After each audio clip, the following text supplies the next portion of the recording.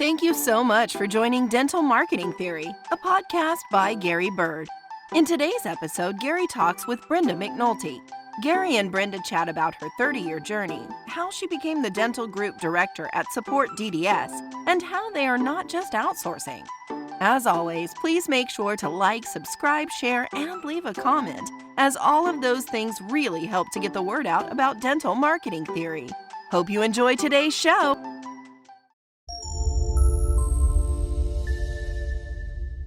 All right, Brenda, we are live. Thanks so much for coming on today. How are you doing?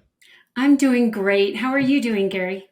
Fantastic. Just got back from a trip in Florida, and it was really, really fun. So I'm super relaxed, and this is the first thing that I'm tackling back from vacation. So I am excited to get talking with you because we've had a lot of opportunities to message back and forth, but we haven't had an opportunity to sit down and talk like this. So I'm excited to have you share a little bit about what you do and how you got into the dental industry. And that's one of the things that we've been doing on our podcast is having people share how they got into the dental industry. So would you mind starting there, Brenda, and sharing just your background, how you ended up here, and tell us a little bit about that?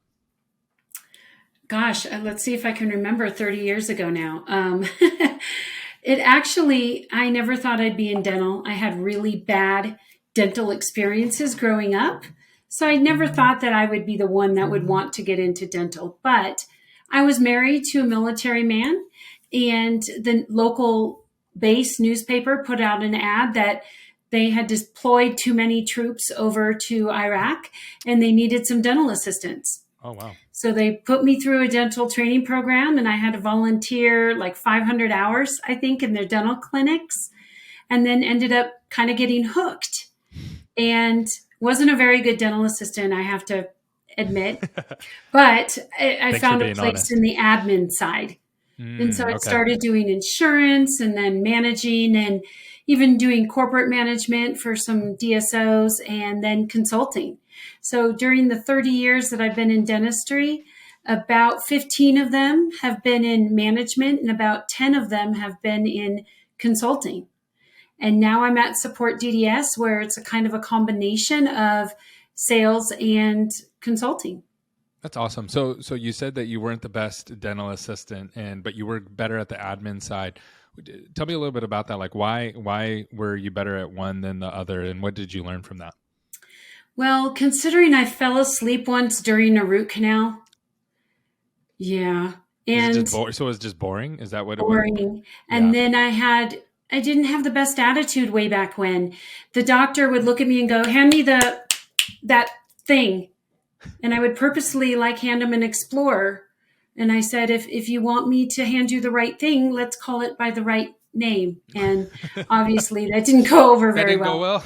No, it didn't go over well. Oh, wow. But that same doctor, he decided to take all of his business team to Arizona for a training class and said, Brenda, just assist while I'm gone. Don't worry about anything else. And the first patient walked in the door and they said, I need to know how much I have to pay. And I had no idea, but I'm like, don't worry about it. We'll take care of it when you get back. And he goes, that's not how I work. So he hands me his insurance card. I called the insurance. I called the software company to figure out how to put it in. And I was getting the information straight from the horse's mouth. So what we found out is the information that I was receiving was accurate. And the information they had in the office, which this person told this person, was not. So I ended up getting fired in his office as a dental assistant for not listening to him. And then he told me I could come back at 2:00 for an interview, that they were going to be hiring somebody to do the insurance. So I went home and got all dolled up and put on my interview clothes and updated my resume. They really fired. He really let you go and said, come back and for real? Yes. He wasn't like, wow. Okay. So you're going through this. So you came back, which is crazy, right? Like you're like, okay, yeah, I want to tackle this right after being laid off. And then, so what happened in the interview? How did he end up deciding, okay, I didn't like you in this position, but now I like you in this position? Well, he asked me why I wasn't a very good dental assistant. And I came flat out and said, it wasn't my choice. It was nothing that I chose. It was something I volunteered for. And military dentistry at the time was a lot different than civilian dentistry. Yeah. Like I had assisted for 500 hours, but I had only done amalgam fillings. And so I didn't know how to do anything else, and I wasn't good at it, and I wasn't ready to take that step and learn more. I just wanted to do something I was really good at. So when I came back and was doing the admin and the insurance side, during that interview, he said, "Why are you good at it?" And I said, "Because I listened. I went straight to the insurance companies to find out how to do it. And now I know. So I want to become the insurance expert in the office." And it went on from there. That's awesome. So how long did you work at that office doing insurance? It was about 8 years, actually, on and off. I left at one point and they had asked me to come back, and I did. And then I moved to Colorado, and that is where I live now. That was in California way back when in the day. Yeah. And what are some of the big, I've heard that there's like radical differences between like normal consumer dentistry and military dentistry. What are those differences from your perspective? I know it's been a while since you've been in, but. Yes, it's been about 30 years. And at that time, we had one patient per hour, even if it was just one surface amalgam filling. They never did crowns. They would build up a tooth with amalgam, and it was gorgeous. It looked like a stainless steel crown by the time they were done, but it was completely made of amalgam. Wow. I'd never touched composite. And at that time, they had me doing things that I could never do once I got off base. They had me scaling teeth and a few other things. And I was like, okay. And when I got off base, they're like, you can't do that. And OSHA was huge on base. Like, you couldn't do anything that was even remotely out of line. So I learned OSHA straight from the OSHA experts. And when I got out in town, I was very annoying. They called me the OSHA Nazi because I would get them going, "Don't touch that. Don't do this. Don't do that." Wow. So yeah, because that's a whole nother level, and a whole nother level of scrutiny is OSHA, right? So yes. Awesome. So tell me a little bit about some of the pain points that you've seen in practices along your dental journey that has kind of pointed you where you're at now, and which we'll get into soon. Well, the biggest pain points I see is hiring good staff and having a team that's going to stick with you. It seems like it is a revolving door with some people, and 50 cents more an hour, 2 doors down, they're going to jump ship and they're going to go. So that is the biggest struggle that I've seen. It's more than 50 cents now, right? People are seeing. Oh, yes. It might be $1,000 a month that they're seeing a bump in their pay for the same work, or even less work in some cases. It very well can be. And then you find people offering, we'll do a 401k, we'll do healthcare benefits. So it's getting up there now when it comes to compensation.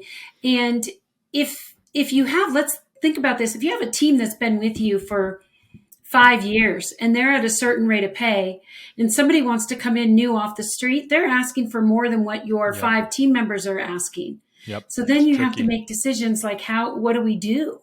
And it's been very, very difficult. Yeah. And so what are you seeing people doing to solve that? Or is that something that you dip your toes into, or no? Absolutely. I've seen more and more outsourcing within the last few years. Mm-hmm. And that's the area that I'm in right now, is we're looking at what the team members are doing and what they absolutely have to be in the office to do, versus things that can be done remotely, either from the existing team or from people elsewhere that might be a bit more affordable. Got it. So, and then how do you decide that, right? Because I know it's intimidating to people to be like, well, let's outsource out.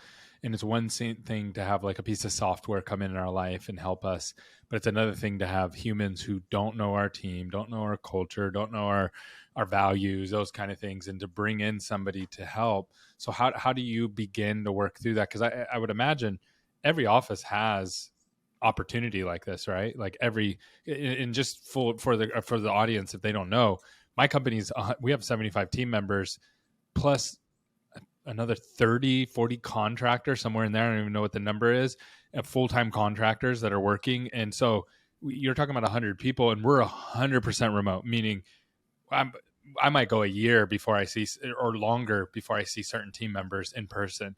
And so so for me, it makes sense, right? What you're saying, like, is like, oh yeah, then you can bring them in and you work them through this. But if I was in office, and we used to be in office, that was an intimidating thought, right? Like how are you going to do this? How are you going to bridge this? Or maybe this person isn't even that good at their job and they're here in the office, right?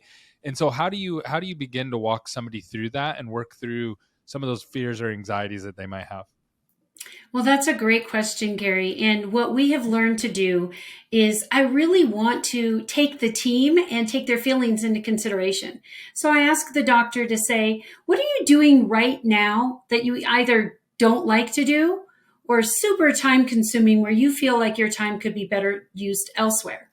Once they get that list, I tell them to look at it because those are probably the tasks that aren't being done 100% and don't have the full effort.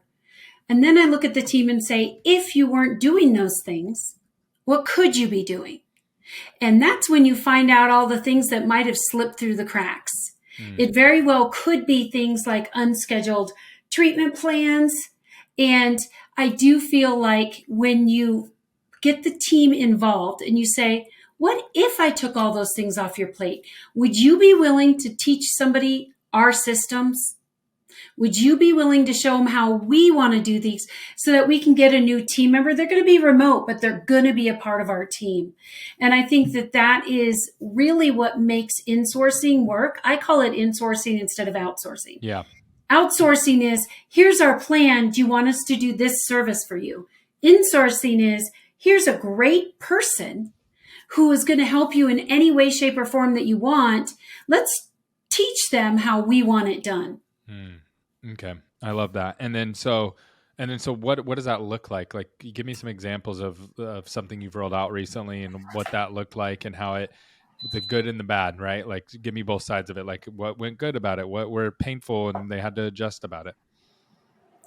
Well, lately we've had a lot of need for people that want somebody to answer their new patient phone calls. They're realizing that with the patients that are checking in, the patients that are checking out, and the phones that are ringing, that they may not be giving that new patient the adequate time that they need to gather all the information. So they've been insourcing, getting a team member that will spend as much time as the patient needs on the phone. If they want to talk about this really bad experience that they had when they were 4, our team member is going to listen throughout all of it. We call it the directors of first impressions. Yeah. They take down the new patient information in a different way. What are your expectations of us as your new dental office? What inspired you to contact us today? They get all the insurance information. Let me just stop you right there. Because I want to make sure that I understand this, and I want to make sure people listening understand this. So what you're proposing is like, hey, I'm short on staff, which every dental office is short on staff right now. So stop taking your patient phone calls. We're going to hire somebody for you. It's going to be remote. They're not going to be in office, but they're going to be part of your team. And they're going to take these calls, and they're going to, instead of shortchanging your patients because everybody's in a rush and the stress is on and all those kind of things, we're going to relieve that pressure from the office, have somebody there take the calls, and they're not going to feel that anxiety, right? Because they're going to be there, maybe it's 2 people or whatever it is. And then, and start taking these calls, and we're going to train them in a way that like they're in office and start to scale that up. Is that what I'm on the same page with you? 100%. Okay. They can call the patient 2 days ahead of time, go over the new patient paperwork, go over all the benefits, things that your in-office team doesn't normally have that much time. And think about it. If you asked me, what are your expectations of us as your new dental office? Mm-hmm. And then you followed up 2 days later to make sure that we exceeded those expectations. If I said, yes, everything was great, I could send a link, get those reviews. I mean, this is a full big gift with a bow on it as to how we can relate. So how does this work from a cost basis, right? So first question that everybody's going to ask is like, that sounds great, but how am I going to afford this? Sure. Okay. So when we're talking about a cost factor, when it comes to having a remote team member, it can be pennies on the dollar of what you're actually paying your in-office team members. Mm. So for instance, you don't pay by the phone call or anything with us. You pay a flat fee, and it's for 40 hours a week, whatever hours you want them to work. It can break down to right around $11 and $12 an hour, which I don't know in your neck of the woods, but our In-N-Out burger is going to be opening next week. And they're asking, or they're saying on their big billboards, starting pay is $19 an hour. Yeah. Yeah, that's huge. So you're going to be able to come in, you're going to be able to do it cheaper if I use you guys. And then so front desk makes the most sense. If I move deeper into the office, right? So that's like the first impression that a patient's going to have. What are other things that you guys are helping take off the plate of offices? We're doing insurance claims follow-up.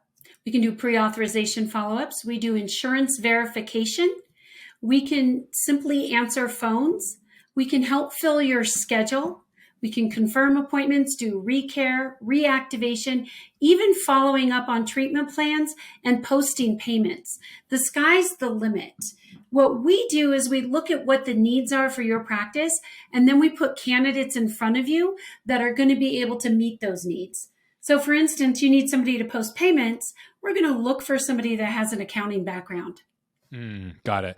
And then so you're going to take care of the hiring, you're going to bring them in, you're going to help me train them, you're going to make sure that I'm working with you, right, to make sure that they're actually doing the stuff that they're supposed to be doing. And then how far can I take, like who's taking this the farthest? Because I know there's probably some envelope pushers out there that are like, this is great. This is saving me tons of time, tons of money, and my team is better. Everybody's happier. Like it's a win across the board. How far can I push this? Well, we've definitely had some envelope pushers. We have one office that doesn't have anybody on their business team in the office. Everybody is remote, including their office manager that helps to hire the in-office team. Oh, wow. He's remote in Zimbabwe. So they have 4 team members with us. They even have a kiosk where people can check in. When the patients walk in the door, they go up and check in. They get a text to pay feature when they're done with their work. We call them for follow-ups and everything. So that's the biggest envelope pusher.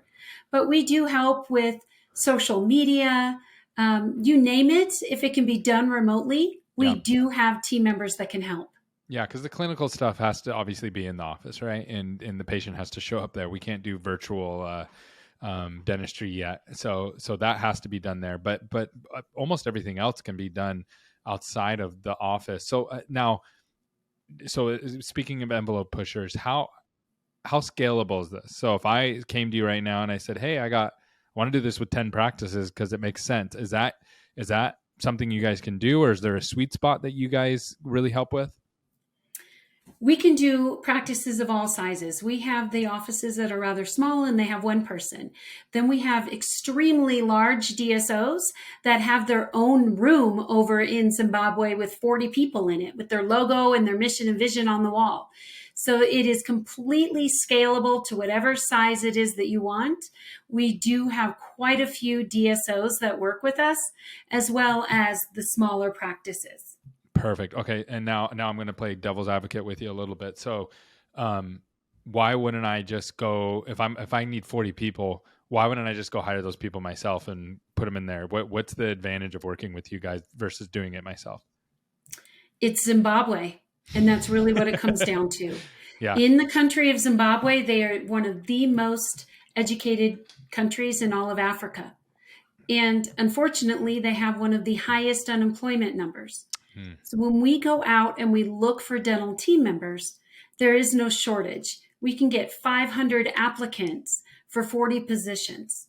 The last class when I was over there in Zimbabwe, I taught 40 people. And in that class of 40, there were 5 Master of Law degrees, 3 MBAs. There were doctors, there were nurses, there was even a dentist in there.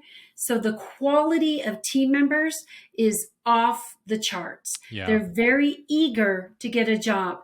And what we do for the country of Zimbabwe is we have a special agreement where we're able to pay in US dollars for our team members, which makes it a highly desirable position. Yeah. We offer healthcare benefits.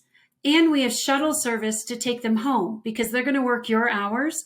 Chances are they're not going to be getting off work until midnight or 2:00 in the morning. So we're going to shuttle them home as well. So with all of those benefits, they really want to come work for us. That's awesome. And yeah, and I've seen this, if people don't know, like I've worked in the Philippines and had a lot of Filipino people work for us, and college educated, really, really like we get so many applicants, and they're so grateful for their job. It's a different outlook on life for a lot of these people that we've hired. Just like it's been amazing. It's a culture shock to me. Like I almost didn't understand it because how am I supposed to understand it? I've never been to the Philippines before. So learning about their situations, where they come from, how they perceive their job, how they perceive education, how family oriented they are. And it sounds like I haven't worked in Zimbabwe, but it sounds like Zimbabwe is very similar to that. And it sounds like you've built some really great inroads there, and you're really helping provide jobs there, which is awesome. So now here's something that I know that people deal with. So how do you deal, or I'll just tell you from my side, one of the things that we struggle with at times bringing people in from the Philippines is that there's cultural boundaries, right? Things that they just don't understand, that if you and I saw it, we would instantly go, oh, that's a red flag. We need to stop this conversation, or we need to move that to the side because that's not good. But they may not catch it, and vice versa. There's things that they will see and think are red flags or problems, and we're just like, no, that's not a big deal. Like, because there's cultural barriers there, and sometimes there's language barriers and different things like that. Like a lot of people in the Philippines are trained in like the Queen's English, so it's very proper to the point where it's like, well, why are you talking that way, right? Even though it's still English and you understand it. So how do you guys work through that for an office if you're answering calls and interacting with patients and things like that? Well, Zimbabwe also is known for speaking the Queen's English, but it's not quite as formal. I say it's a combination of almost like the UK and Australia squished together. Mm-hmm. That's what they sound like. They're very, very easy to understand. And honestly, we haven't had cultural differences. I've had to explain things like Halloween because they may not understand Halloween. Yeah. But for the rest of it, I haven't had any issues with them overstepping their bounds or understepping their bounds because it is the office systems in their way. So they're always going to have a point of contact in the office that they can run things past and make sure that they're doing things right the way that they want it to be done. Mm-hmm. So I haven't really encountered that problem yet. That's great. So it sounds like Zimbabwe is a really good country for what you guys are doing, because there's the limits the barriers in between there, right? They sure do. Yes. That's great. So what are some of the biggest myths about outsourcing that you've dealt with that people have a hard time overcoming? The first is the language barrier. They think people won't be able to understand their team members, which we very quickly are able to discredit. Mm-hmm. The next is my patients won't accept them. That's also not the case. We embrace the offices, and we want the offices to embrace their team member. Add them to social media, add them to their website, and you won't have any problem. America is a melting pot. People come from all over the world. Yeah. So if they are embraced on both ends, we don't ever have a problem with the patients also embracing this team member. And I would think the third myth is that it's really going to be hard with the time difference having them work. And that's not the case, because our team members get very accustomed to working U.S. hours. I know because I'm over there a lot, and it can be midnight, 1 o'clock in the morning. You go over to Zimbabwe often? I do. I go over every 3 to 4 months. I'll be there in a few weeks, actually. And 2, 3 o'clock in the morning, or midnight, 2 in the morning, it seems like it's 2 in the afternoon. Everybody's alert. Everybody's up and getting their work done. It's a really good environment over there. That's great. Okay, so I'm going to be careful with how I word this, but I know it's a real thing, so I want to address it. So sometimes a dentist or a manager will go to a hygienist or someone in the office and say, hey, I need you to call this list of patients here, and I need you to go through and I need you to call all of them and try to get them back in for their appointments. And then it doesn't happen, right? And it's like, oh, I just didn't have time, or I didn't want to do it, right? And there's menial tasks, or there's certain tasks in the office that just people do not like doing. And if I said, hey, I need you to come here and I just need you to do it, and I need you to do it for 3 hours straight, they might quit, right? They might say, hey, I don't want to do this anymore. How, with the people that you're working with in Zimbabwe, are you encountering that of like, hey, I don't want to do this kind of work? And if not, what is their approach, or what is their outlook on the opportunities that you're providing for them? I don't believe that I have encountered anybody that's been like that. I think they're just so grateful to have a job. And if they're not super challenged by it, so let's use the Recare activation list as an example, then we issue challenges. Like, okay, great. You can make 100 phone calls, but how many in a day are you going to get scheduled? Yeah. I'm always talking to them about the return on investment. If you're not getting people scheduled, what's the return on investment to have you as a remote team member? They might as well not be calling on the list at all. Yeah. So we make sure that there's challenges issued to them. Our culture is such that nobody works from home. Everybody comes into the office. Everybody is greeted by other people that are doing the same amount of tasks. And they're very competitive. How many did you get scheduled? How many did you get scheduled? So they make their own fun. So you have an office over there, and they're all coming to the office. So they're remote to me, the dental owner, but they're not remote to the way they're interacting with their team over there. No, they all come to a secured facility in downtown Harare, Zimbabwe. We have a high-rise building where we have 4 floors, soon to be 6 floors, where all of our team members are. We have managers in place for each of our team members, and then there's even higher up managers for them. And we have 2 full-time pastoral care team members that are there to offer prayer or assistance if somebody gets sick, they have a family emergency, anything like that. Our 2 pastoral care team members will be there for our team members. Wow. So you're really going the extra mile for them, and you're building a culture for them, a work culture for them as well. One of the things that I know that remote teams deal with, there's 2 things actually. And the first one I don't think is a big of a deal for you because you have them in that environment, which is sometimes remote teams will get depressed or down because they're not around people, right? So it sounds like your people are around people, so that's good. But then there's a second thing where there's a little bit of an insecurity that comes with being a remote worker sometimes because we don't have the normal interactions, right? Like if you and I work together, I don't see you at the coffee pot every day, or I don't see you sitting down and we nod at each other as I walk by. So you lose a lot of those social cues that we are very, very used to of improvement of like, hey, we're good, right? It's almost without saying it. And what I've noticed is remote teams struggle because they don't get that positive feedback. And so then what happens is we read into things. So you'll send an email to me and you'll just be like, hey, can you get that to me, Gary? And you'll say it at that tone as you're typing it, but I read it as, hey, Gary, you're going to get that to me? Like I've been waiting for it for a long time, right? Even though that's may not be how you meant it. How do you guys deal with that with your team? Because they are remote, they are in a different culture, they are far away, they're in a different office. How do you work through that with them? Well, I have found that our team members take coaching better than half of the American team members that I've had because they want to keep their jobs. They really want to please you. So they're going to listen to what it is that you have to say. The more interaction you have with your team members, the better.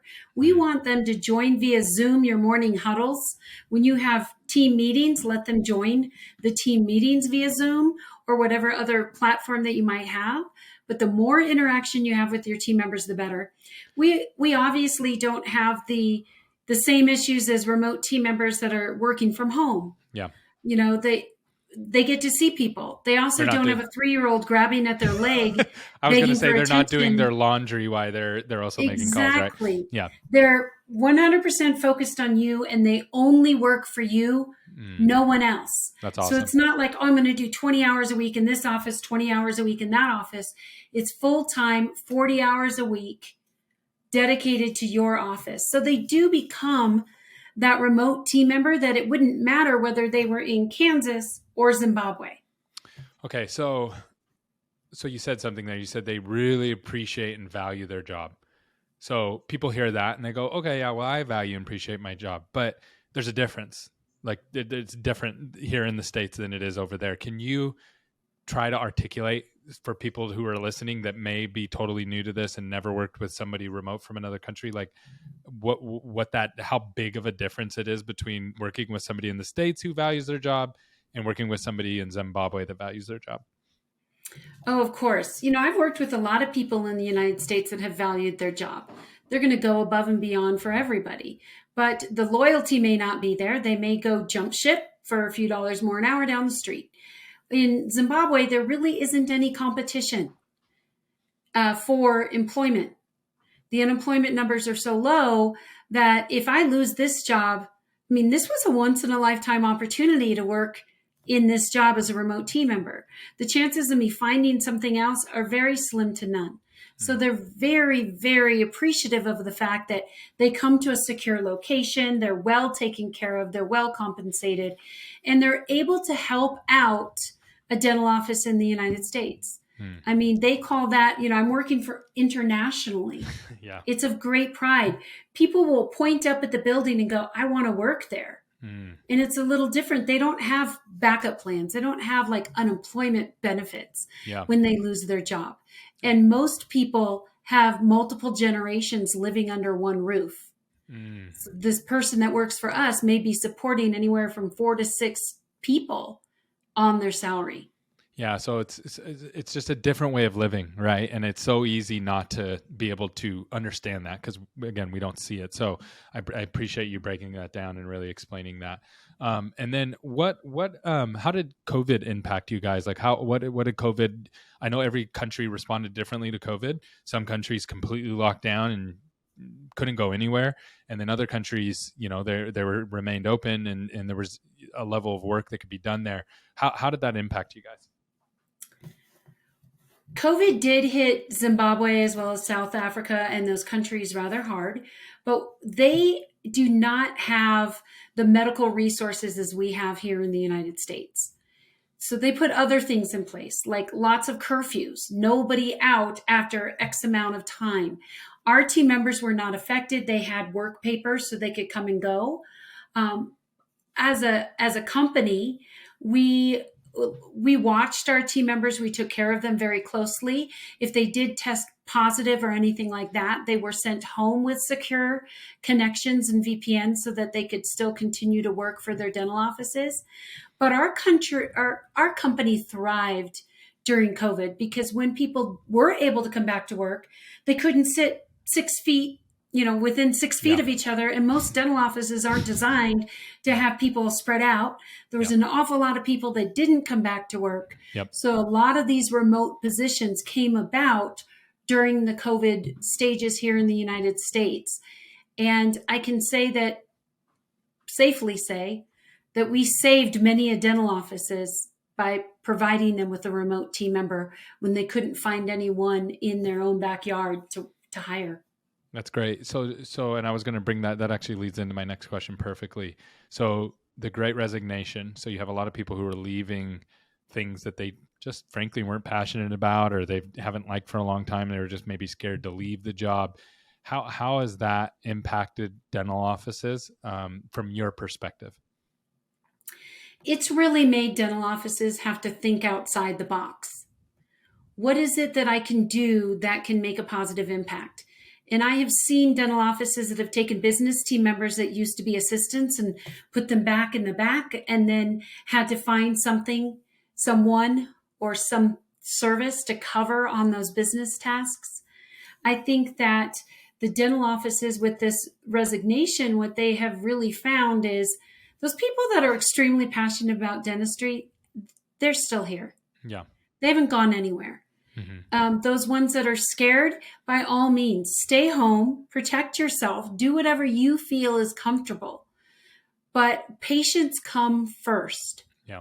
And dental officers are quickly learning that they have to cater to not only their employees, but also to their patients and understand that all they want to have is quality dentistry in a comfortable atmosphere. What are we going to do to make sure that happens? That's awesome. What are some other things that you guys are doing to support dental offices from a hiring standpoint? So meaning, are you working with the dentist on helping them retain their team as well, or are you just supplying?